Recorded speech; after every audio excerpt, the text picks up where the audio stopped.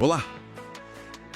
Sabe, com tudo que anda acontecendo no mundo, muita gente volta a falar sobre o tempo do fim, né? Aquela passagem de Daniel. E aí surgem as discussões sobre julgamento, salvação. Pois é, e é nesse contexto que a gente mergulha hoje num artigo interessante dos cristãos estudantes da Bíblia chamado A Amplitude da Salvação. Ele desafia um pouco aquela visão mais comum, sabe? De que a salvação é só para quem crê agora. Ah, interessante. Ele propõe algo mais amplo, então. Baseado em quê?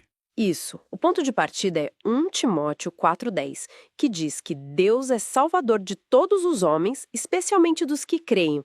A ideia central é se essa salvação não seria para todos, mas talvez em momentos diferentes. Entendi. Então o artigo sugere fases distintas. Uma para a igreja agora e outra para o resto da humanidade depois. Exatamente essa linha. O artigo argumenta que essa visão de que só agora é a chance, bom, ela não bate bem com algumas profecias, como a promessa lá em Gênesis de que todas as famílias da terra seriam abençoadas. Certo, a promessa a Abraão. E como eles encaixam a igreja nisso? A visão que o artigo traz é que esta era do Evangelho, a nossa era, seleciona um grupo específico, a igreja eleita, o pequeno rebanho, como Pedro fala. Um grupo que vai ter um papel com Cristo lá na frente, na restauração. Não que sejam os únicos a serem salvos, entende? Faz sentido essa distinção. Mas quais textos eles usam para sustentar essa ideia de uma oportunidade mais universal, mesmo que não seja toda ao mesmo tempo? Um texto-chave é 1 Timóteo 2, versículos 4 a 6. Ali diz que Deus deseja que todos os homens se salvem e cheguem ao conhecimento da verdade, e que Cristo se deu como resgate por todos, um testemunho que seria dado a seu tempo. A seu tempo. Isso sugere mesmo fases diferentes. E a ligação com Adão e Cristo, como entra aí? Entra com Romanos 5. A lógica é, assim como o erro de um só, Adão, trouxe consequências para todos, morte e pecado, da mesma forma, o ato de justiça de um só, Cristo, traz a possibilidade de justificação e vida para todos. A solução tem que ter o mesmo alcance do problema, né? Claro, uma simetria. Então vamos às fases que o artigo descreve. A primeira, essa salvação especial.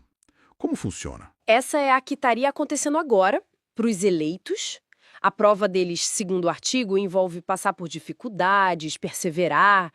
Paulo fala disso em 2 Timóteo. Se sofremos com ele também reinaremos. Crer agora tem um custo, um sacrifício associado. Um caminho mais árduo agora. E qual a recompensa? A recompensa é celestial, né? Ser co-herdeiro com Cristo, como Romanos 8 descreve. É um privilégio, mas exige essa prova atual. Ok, entendi essa parte da igreja sendo provada agora.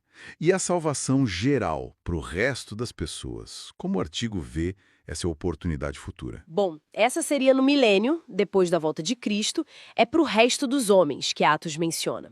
Haverá a ressurreição, e aí vem o juízo. Mas o artigo interpreta isso não como condenação direta, sabe? Ah, não como condenação, e sim como? Como um período de 1000 anos, 2 Pedro fala do dia do Senhor como 1000 anos, para aprendizado e teste individual.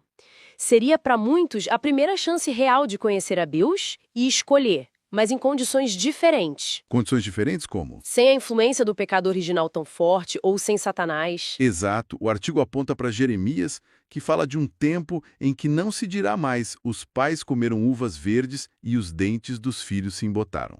E Apocalipse fala de Satanás preso durante o milênio. Então, seria um ambiente mais... Propício. Entendi. Uma oportunidade mais justa, digamos assim. Isso. E aí o sacrifício de Jesus, que 1 João diz que é pelos pecados do mundo inteiro, teria sua aplicação mais ampla. O objetivo seria aprender a justiça, como Isaías fala, conhecer a Deus de verdade. E onde entra a restituição de todas as coisas nessa história? O artigo conecta tudo isso. Atos 3 fala desses tempos de restituição, que viriam com a volta de Cristo. Seria restaurar o que Adão perdeu. Um tempo em que Jeremias diz que todos me conhecerão. Mas, atenção! Sim. Mesmo nessas condições favoráveis, o artigo lembra que Atos 3 também diz que quem rejeitar a Cristo naquele tempo, durante o milênio, sofrerá as consequências. A escolha individual ainda existe. Certo, a responsabilidade individual permanece. Então, para resumir, A visão do artigo é de um plano em 2 etapas. Uma prova especial agora para a Igreja, com recompensa celestial, e uma oportunidade geral, no milênio, para o restante da humanidade aprender e ser testada em condições melhores. Tudo baseado no resgate de Cristo, que é para todos. Exatamente essa a ideia. A grande diferença é o quando e o como da prova. Mas a oportunidade baseada no sacrifício de Cristo seria universal, segundo essa leitura das Escrituras que eles apresentam. É uma perspectiva que realmente amplia o quadro, né? E nos deixa pensando, se essa visão estiver correta, como isso muda nossa forma de ver a justiça e a misericórdia de Deus? E o destino de tanta gente que viveu e morreu sem nunca ouvir falar de Cristo? Fica aí a reflexão.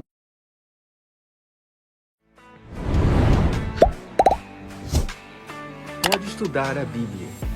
A palavra como você nunca ouviu.